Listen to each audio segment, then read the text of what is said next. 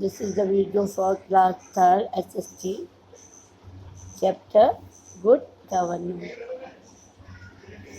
In previous video, I have to tell you about the India and its 28 state and 9 union territories.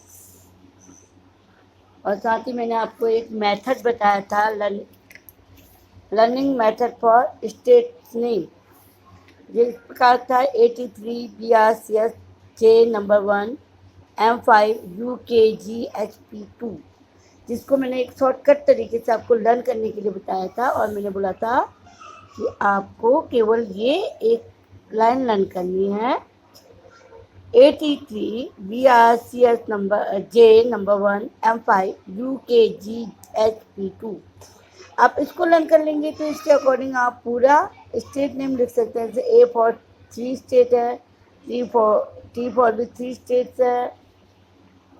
इसी प्रकार BRCS J number 1 से 1 state है।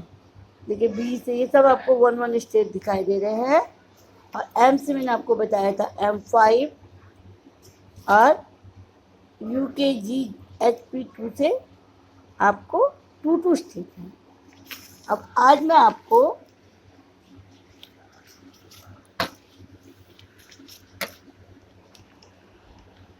Government के बारे में बताऊंगी कि there are 2 types of government in India, centre and state government. Central government क्या है? The government of India which looks after the whole country is also known as the central government. जो government India की जो सरकार पूरी India पूरी country को देखती है, मीन्स 28 स्टेट्स और 9 यूनियन टेरिटरीज को जो देखती है वो कहलाती है central government. The power and functions of both the state and central government are defined by Constitution of India. The power and function, शक्ति और कार्य दोनों ही स्टेट और सेंट्रल गवर्नमेंट डिफाइन किए जाते हैं कॉन्स्टिट्यूशन में, जो हमारा संविधान है। The constitution of India is a book of law according to which our country is governed, just like you have a school diary which has certain rules. The constitution also lays down certain rules for the citizen of the country. अब तक constitution क्या है? The Constitution of India is a book of law. एक book है, book of law है, जिसमें सारे rules लिखे हैं।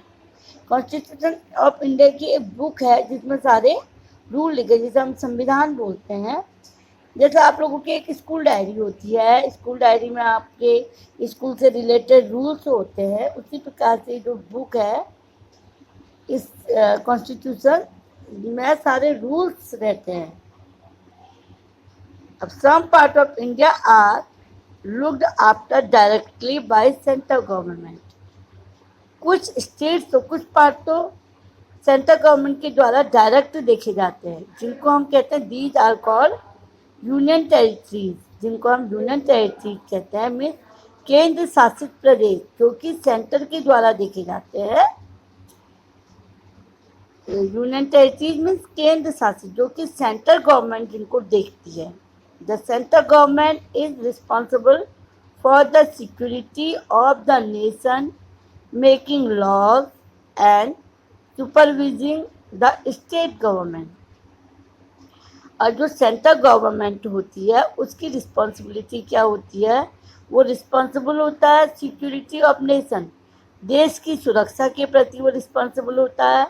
मेकिंग लॉज, रूल्स वगैरह जो बनाते हैं वो सेंट्रल गवर्नमेंट के तहत ही बनते हैं। एंड सुपरविजिंग द स्टेट गवर्नमेंट, और स्टेट गवर्नमेंट को सुपरविजन में उसको देखना भी सेंट्रल गवर्नमेंट का ही वर्क है। all the citizens of India above 18 years vote to elect their leaders। और जो इंडिया के जो सिटीजन्स हैं जो कि 18 ईयर्स से ऊपर हैं उन्हें वोट देने का अधिकार होता है, वोट देने का राइट होता है। जब इलेक्शन होते हैं तो जो भी सिटीजन 18 ईयर्स से बड़ा होता है, जिसे मीन्स 18 ईयर्स से कंप्लीट हो जाते हैं, वो इलेक्शन में वोट दे सकता है। In the central government we have the president, the prime minister and the council of ministers. Central government में हमारे पास क्या होते हैं? President, prime minister and council of minister. Ministers की एक काउंसिल होती है, एक संस्था टाइप सी होती है। Who work for the welfare of our country, जो कि हमारे देश के वेलफेयर के लिए काम करते हैं, हमारे देश के विकास के लिए काम करते हैं। तो सेंट्रल गवर्नमेंट में मेन जो होते हैं president, prime minister and council of minister. The first president of independent India was doctor Rajendra Prasad. जो फर्स्ट प्रेसिडेंट थे हमारे इंडिया के वो थे doctor Rajendra Prasad. And the first prime minister was Pandit Jawaharlal Nehru. और जो फर्स्ट प्राइम मिनिस्टर थे वो थे पंडित जवाहरलाल नेहरू। और दूसरे टाइप की गवर्नमेंट आती है state government. Every state has a state government which looks after the need of people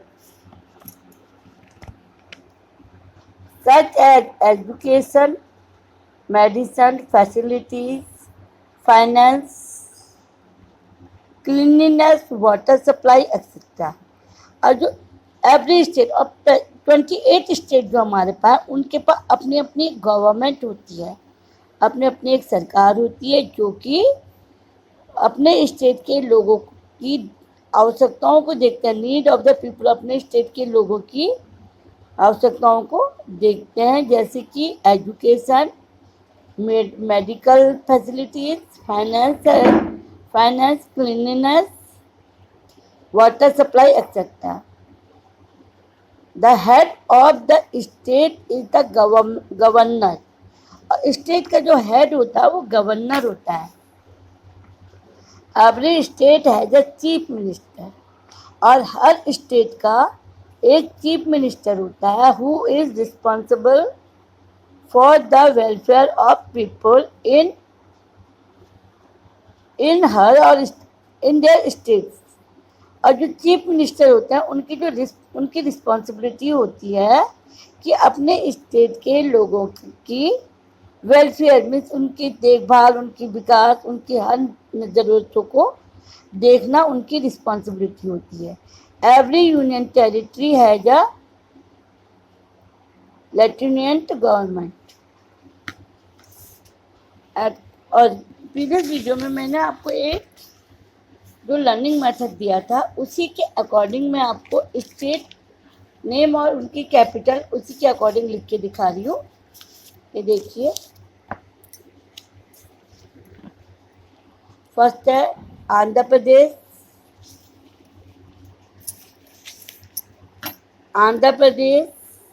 Hyderabad, Arunachal Pradesh,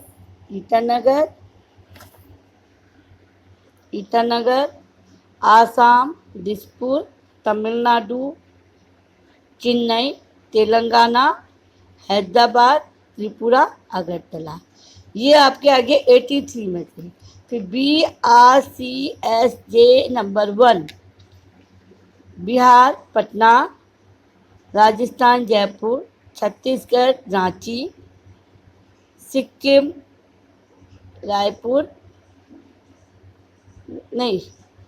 Sikkim Gangtok,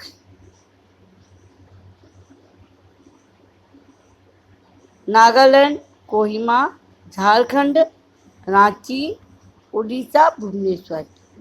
उसके बाद आता M5 में महाराष्ट्र, मुंबई, मेघालय, शिलोंग, मणिपुर, इम्फाल, मिजोरम, ऐज्वाल, मध्य प्रदेश, भोपाल।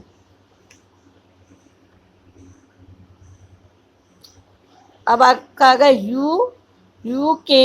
UKGHP2 उत्तराखंड, देहरादून, उत्तर प्रदेश लखनऊ, केरला तिरुवनंतपुरम, कर्नाटका बेंगलुरु, गुजरात गांधीनगर, गोवा पणजी, हरियाणा चंडीगढ़, हिमाचल प्रदेश शिमला, पंजाब चंडीगढ़, पश्चिमी बंगाल या वेस्ट बंगाल कोलकाता।